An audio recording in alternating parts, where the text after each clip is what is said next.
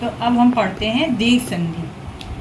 ह्रस्व या दीर्घ, ह्रस्व मतलब छोटा, जैसे छोटा आ, और दीर्घ मतलब बड़ा आ।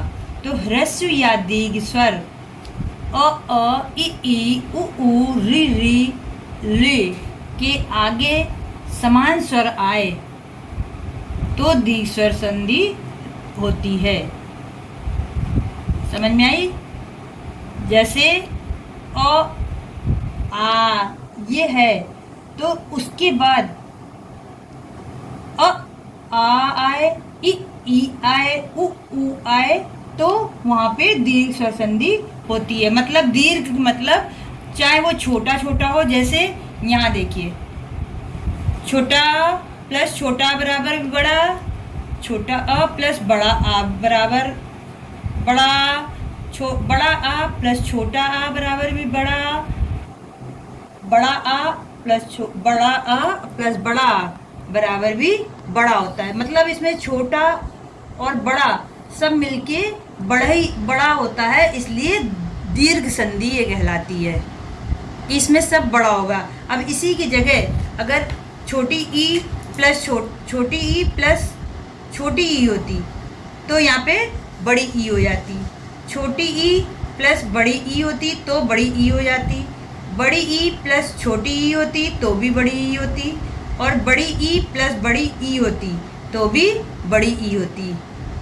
ओके, तो यहाँ पे समान स्वर आने पर बड़ा हो जाता है, दीर्घ हो जाता है।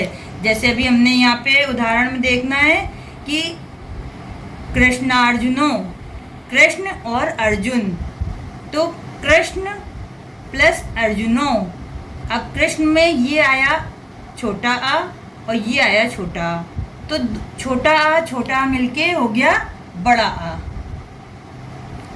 रत्न आगारह, रत्नागारह, छोटा आ प्लस बड़ा आ मिलके हो गया बड़ा आ।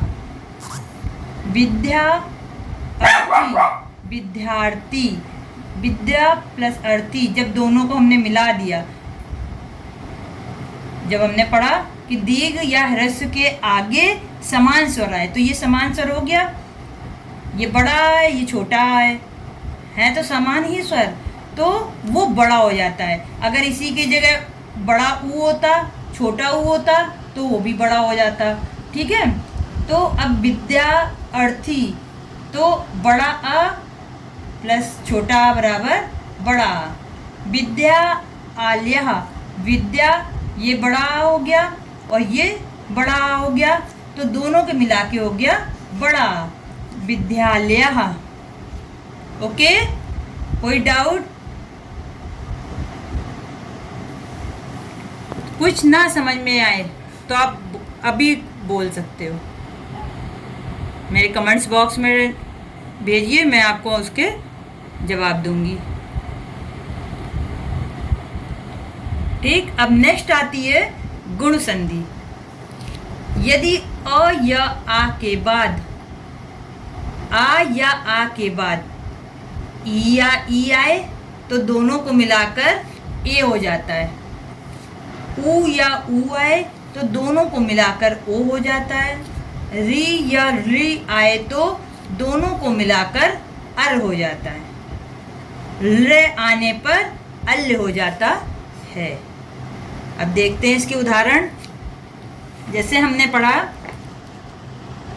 आ, ये छोटा या बड़ा आए, कोई सा भी आए, चाहे दीर्घ आए चाहे ह्रस्व आए, कोई सा भी आए। उसके बाद अगर ई या ई है, देखिए यहाँ पे आया छोटा और उसके बाद क्या आया छोटी ई, तो यहाँ पे हो गई ए। अगर यहाँ पे बड़ा होता, यहाँ बड़ी ई होती, तो भी आपका ए ही होता। ओके, अब यहाँ पे हमने पढ़ा लोक प्लस इंद्रः, छोटा आ प्लस छोटी ई बराबर ए। दोनों को जब हमने संधि कर दी तो क्या हो गया लोकेंद्रः। आ और ई का क्या हो गया ए। ओके, अब हमने पढ़ा फिर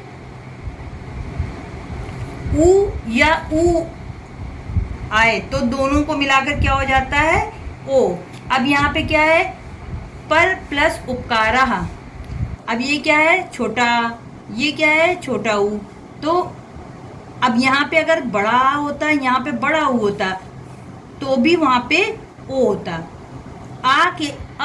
आ के बाद छोटा आ या बड़ा आ के बाद छोटी ई या बड़ी ई आए, छोटा ऊ या बड़ा ऊ आए।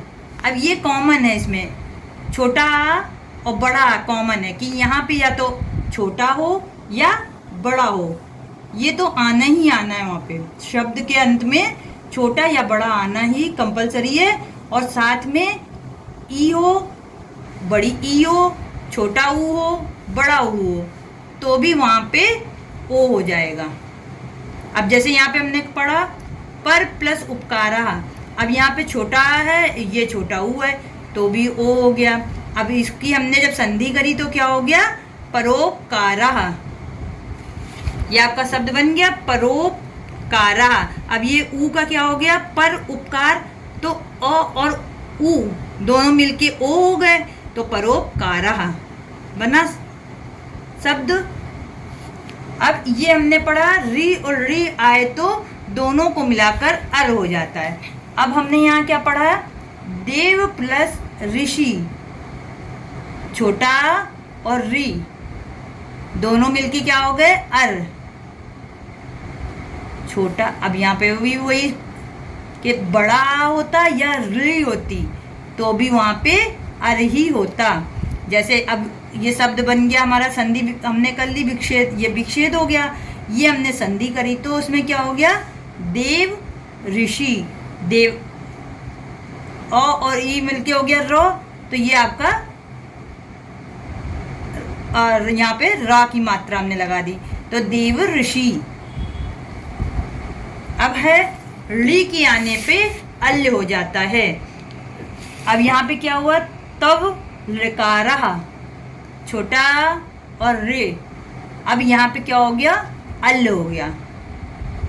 ये आधा है, ये भी यहाँ पे आधा है, और ये हलंत लगा हुआ है, मतलब ये हमारा शब्द पूरा नहीं है, ये शब्द नहीं है, ये आधा अक्षर है।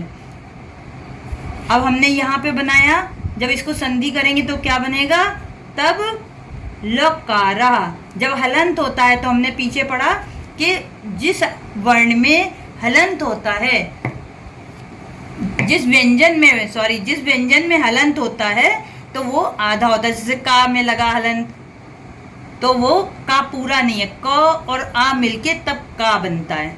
उसी तरह और री मिलके अल हुआ, अब इसमें हलंत लगा हुआ है तो ये पूरा अक्षर नहीं हुआ अभी। तब अब ये हम जब संधि करेंगे तो ये आधा यहाँ लिखा जाएगा, तब लकारः, तो ये कंप्लीट शब्द हुआ तवलकारः। ओके, ये क्लियर हुआ आपको? कोई भी डाउट हो आप तुरंत हमको कमेंट्स में डालिए, मैं आपको तुरंत आंसर दूंगी। तो ये 2 संधियाँ आज हमने कंप्लीट करी, इसको आप समझिए, और उसके बाद हम आगे पढ़ेंगे आपकी दूसरी संधि।